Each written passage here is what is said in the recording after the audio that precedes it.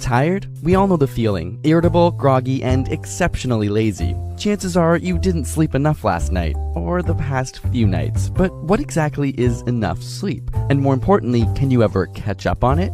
While the very function of sleep is still debated by scientists, we do know that it's necessary to function efficiently and productively. After all, we spend 24 years of our lifetime sleeping, it'd better be important. Researchers have tested how much is required each night by assigning groups of people to 4, 6, and 8 hours of sleep over extended periods of time. After 14 days, those with 8 hours of sleep exhibited few attention lapses or cognitive issues. However, those with 6 or 4 hours of sleep showed a steady decline. In fact, after only 2 weeks, the 6-hour group showed a similar reaction time to a person with a blood alcohol concentration of 0.1%, which is considered legally drunk. The 4-hour sleepers suffered even more, occasionally falling asleep during their cognitive tests. In both groups, brain function decreased day by day almost linearly with no sign of leveling off. Scientists have dubbed this cumulative effect as sleep debt. So can we recover from it? After a night or two of little sleep, studies show that the body and brain can fully recover with a few nights of good sleep.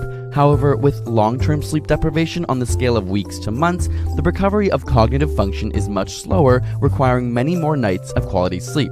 On the timescale of months to years, it's unknown whether brain function can be fully repaired or if it causes permanent damage. Paradoxically, with chronic sleep deprivation, your sleepiness or how tired you feel does eventually level off, meaning that you become less and less aware of your objective impairment over time. So how long should you sleep? Most studies tend to show that 7 to 8 hours of sleep is the average ideal for humans. Apart from the cognitive issues, individuals who consistently sleep less than 7 hours a night have an increased risk of heart disease, obesity, and diabetes, not to mention a 12% higher risk of death. On the flip side, studies have shown that while sleeping more than 8 hours does not impair brain function, it also carries an increased risk of heart disease, obesity, and diabetes, and a 30% increased risk of mortality. So too much sleep may also be a bad thing. But variation most certainly exists, and our genetics play a large role. In fact, individuals genuinely unaffected by only 6 hours of sleep were found to have a mutation of a specific gene. When scientists genetically engineered mice to express this gene,